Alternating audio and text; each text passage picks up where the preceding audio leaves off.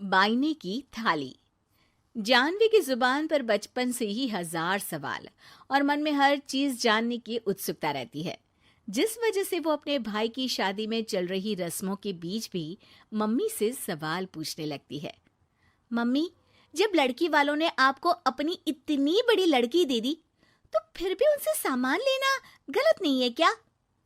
इस पर कोई भी जानवी की बात का जवाब नहीं दे पाता और उसे इग्नोर करते हुए रस्में निभाते रहते हैं।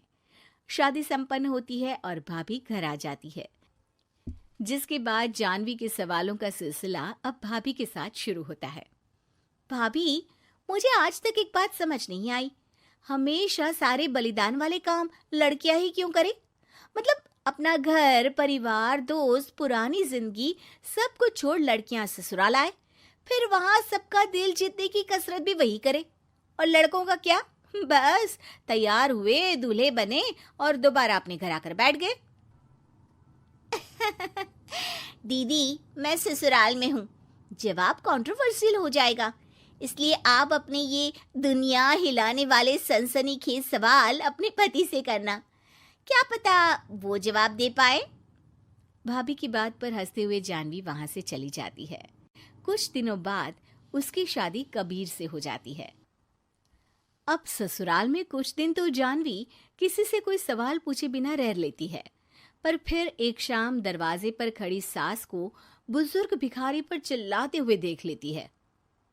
अरे मुझे पता है तुम सबके पास खूब पैसा होता है, पर फिर भी हम जैसे शरीफ लोगों को परेशान करना होता है, और फिर जब कोई पैसे ना दे तो तुम उसका खून भी कर देते हो।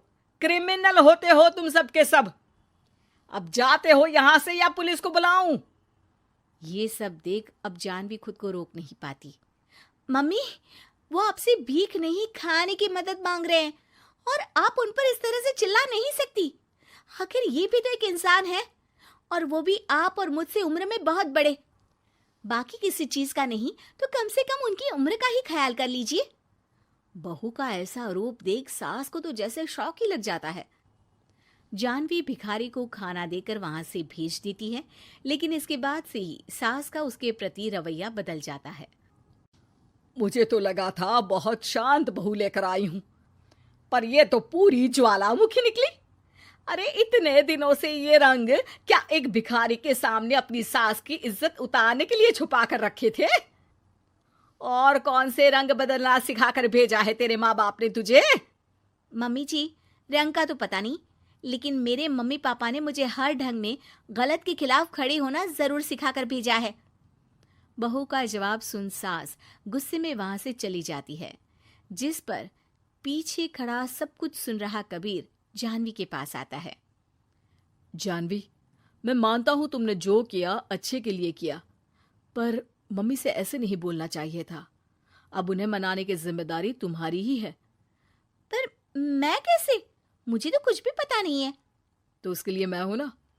कुछ दिनों में ही सकट का त्योहार आ रहा है, तुम बस बायने पर मम्मी को देने के लिए एक सुंदर साड़ी ले आना, तुम्हारा काम बन जाएगा। ये कहकर कबीर वहां से चला जाता है, लेकिन व्रत और त्योहारों से अनजान जानवी कंफ्यूजन में वहीं खड़ी रह जाती है, जिस पर वो भाभी को फोन लगाकर सारे व्रत और उनके महत्व समझती है। और उन्हें जानने के बाद वो बाइने की साड़ी तो खरीद लाती है, लेकिन इसी के साथ उसके मन में अब नए सवाल पैदा होने लगते हैं। इसी तरह सकट के व्रत का दिन भी आ जाता है।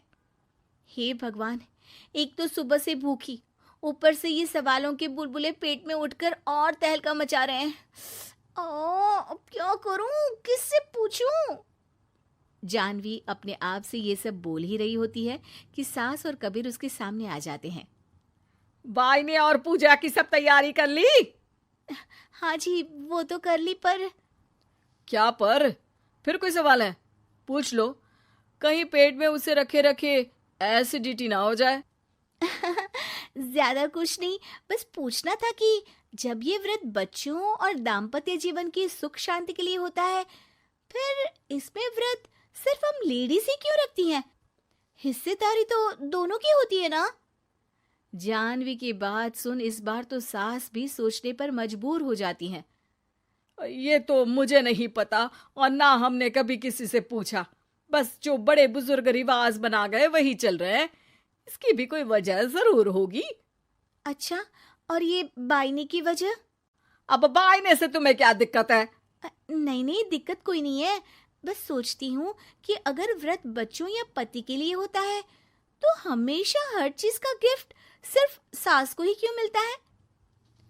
अरे पति के नाम पर व्रत है तो उन्हें, और बच्चों के नाम पर जो व्रत है उनमें बच्चों को क्यों गिफ्ट नहीं दी जाती? जानवी का सवाल सुन इस बार सास भड़कने की बजाय शांति से उसका जवाब देती है। वैसे ये सवाल एक बार मैंने भी अपनी सासू माँ से किया था, तो जवाब मिला कि सास की वजह से ही पति मिला है, इसलिए एक थैंक यू और इज्जत की तरह उन्हें ये बायना दिया जाता है। और बच्चों वाला तो मुझे भी नहीं पता। बाकी इस बात की भी कंफर्मेशन नहीं है कि सासू माँ ने ये सिर्फ मेरे सवालों को शांत करने के लिए बोला था या ये सच भी है। सास के जवाब और जानवी के सवाल से अब वो दोनों ही कंफ्यूजन में हैं कि आखिर सच और वजह क्या है। अगर आप लोगों के पास इन सवालों के जवाब हैं तो कमेंट करके सबके साथ जरूर शेयर कीजिएगा। बालिका बहू, तेरी शादी होने वाली है अगले महीने। ये बस्ता उठाकर कॉलेज जाना बंद कर दे अब। अरे कैसी बात कर रही हो, अभी उसकी उम्र ही क्या है? इतनी जल्दी शादी करने का फैसला मैं नहीं लेने वाला। फैसला लेने के लिए तुम्हें कहा किसने है? अरे मैंने कह दी शादी है तो है अगले महीने।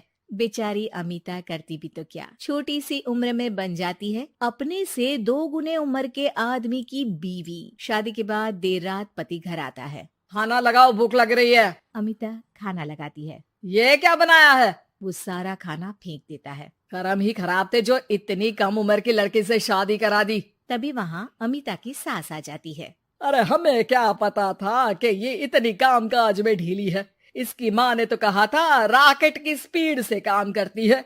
अमिता को आए दिन ससुराल में ताने, गालियाँ और कभी कभी तो मार भी पड़ती। सुन जा, अपनी माँ को बोल 50,000 रुपए भेजे, फ्री में नहीं रखना है तुझे। अरे मेरी एक आंख का ऑपरेशन भी तो करवाना है। अमिता को सास घर से निकाल देती है। अमिता परेशान होकर मायके की ओर जाती है। वो घर तो पहुंचती है लेकिन वहाँ ताला लगा है। अरे अमिता बेटी, क्या हाल बना रखा है तेरे पति ने? कहाँ है वो? अमिता पड़ोसी के सामने रोने लगती है। मुझे नहीं जाना उस घर में चाची, मेरे मम्मी पापा कहाँ है? उन लोगों ने तो ये मकान छोड़ दिया बिटिया, वो लोग तो कहीं और शहर चले गए, तुझे नहीं बताया? अमिता जोर जोर से रोने लगती है। नहीं बताया, ये क्या कर गए माँ पिताजी मेरे साथ। मेरी जिंदगी तो नर्क से भी खराब है। अब मैं क्या करूं? अमिता रोते हुए वहाँ से जा रही होती है कि उसे एक औरत मिलती है। अरे सुनो तो, रो क्यों रही हो? तो क्या करूं, हंसू? अमिता उस औरत को अपनी सारी कहानी बताती है। देखो, मेरा सिलाई का काम है, अगर तुम चाहो तो मेरे साथ ये काम कर सकती हो। बदले में मैं तुम्हें रहने की जगह, खाना और 1 दिन का 100 रुपया भी दूंगी। अमिता कुछ सोचती है और फिर उस औरत के साथ चल देती है। अब क्या था, अमिता की जिंदगी अपने मायके और ससुराल से दूर एक नए सिरे से शुरू होती है। रहना खाना फ्री होने के कारण अमिता रोज का पैसा बचा लेती। वो आसपास के लोगों के भी कपड़े सिलने लगी। और एक दिन सिलाई सेंटर की एक औरत कहती है, अरे वो साड़ी की कंपनी है ना, वो बिक रही है।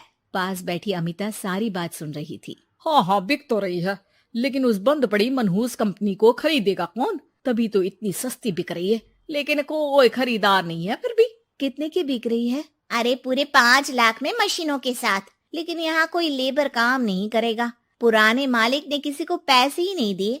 उन लोगों ने कहा है कि जो नया मालिक आएगा वो लोगों को पैसा देगा। 5 लाख। अमिता घर आती है और अपने पैसे गिनती है, पूरे 3 लाख। अमिता सिलाई सेंटर वाली उस औरत के पास जाकर कहती है, चाची मैंने इतने साल की कमाई में ये पैसे जमा किए हैं, पूरे 3 लाख है। वो बंद साड़ी की फैक्ट्री मैं खरीदना चाहती हूँ।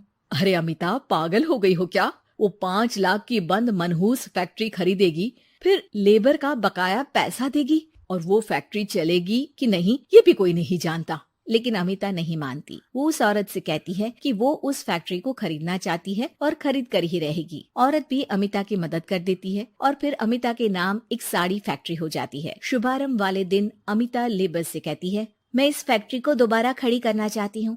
आप लोग इसमें माहिर हैं। मैं नहीं जानती कि पहले वाला मालिक के काम करने का क्या तरीका था, लेकिन मैं अपनी योजनाओं के साथ आई हूँ। मेरे पास आप लोगों को देने के लिए अभी तो पैसे नहीं है, लेकिन मैं वादा करती हूँ 3 महीने में आप लोगों के पैसे ब्याज सहित आप लोगों को दे दूंगी। और ये क्या बात होती है? हम सारा दिन फिर से काम करें और पैसे ना मिले तो हम खाएंगे क्या? सिर्फ 3 महीने की बात है। वैसे भी आप लोग बिना काम के यहाँ नए मालिक के इंतजार में बैठे ही थे। मैं काम करना चाहती हूँ और 3 महीने में सारे पैसे देने का वादा भी करती हूँ। लेबर आपस में सलाह करते हैं और अमिता की बात मान लेते हैं। सिलाई सेंटर से मशीन, सिलाई और कपड़े के ज्ञान में माहिर हो चुकी अमिता सभी के साथ मिलकर खुद काम करती, शहर और दूसरे शहरों में घूम घूम कर साड़ी का डिजाइन दिखाती और ऑर्डर लेती। अमिता को कई जगह से ऑर्डर आ जाते हैं। कई लोग उसके काम को सराहते तो कई आलोचना भी करते। अरे बड़े बड़े व्यापारी बैठे हैं, यहाँ तू कहाँ टिकेगी? लाओ दिखाओ कैसी साड़ी बना रही है तुम्हारी फैक्ट्री। अमिता उन लोगों को साड़ी के डिजाइन दिखाती है कि तभी वहाँ व्यापारी की बीवी आ जाती है। हाय रे, कितनी प्यारी साड़ी है ये, बड़ी महंगी लगती है, मेरे लिए ले लो ना जी। और हाँ, अपनी दुकान में भी रख लो इसे, बहुत बिकेगी मैं कहती हूँ। अमिता मुस्कुराती है। अरे सेठ जी, बड़े बड़े व्यापारियों से नहीं पर अच्छी डिजाइन और क्वालिटी से बाजार में चलती है। अब बताओ कितने का ऑर्डर है आपका? धीरे धीरे अमिता का आत्मविश्वास और बढ़ता है। बड़े बड़े ऑर्डर्स के लिए वो खुद लेबर्स के साथ मिलकर सारा दिन सारी रात काम करती। और फिर वो दिन भी आ जाता है जब अमिता को लेबर को पैसे देने होते हैं। मैं आप लोगों से 3 महीने बाद आज के दिन ये बात करना चाहती हूँ कि मैंने जितने पैसे देने की आपसे बात की थी उतने मैं नहीं दे सकती। हम लोग जानते थे कि पर आपकी कंपनी तो फायदे में है, फिर हमारे पैसे क्यों नहीं देंगी? मतलब आप लोगों के बकाया पैसे, ये 3 महीने के पैसे और ब्याज के साथ मैं आप लोगों को 10% का मुनाफा भी दूंगी। सभी खुश हो जाते हैं। मेरा कोई परिवार नहीं है, लेकिन दिन रात आप लोगों के साथ काम करके मुझे आप लोगों में ही अपना परिवार दिखता है।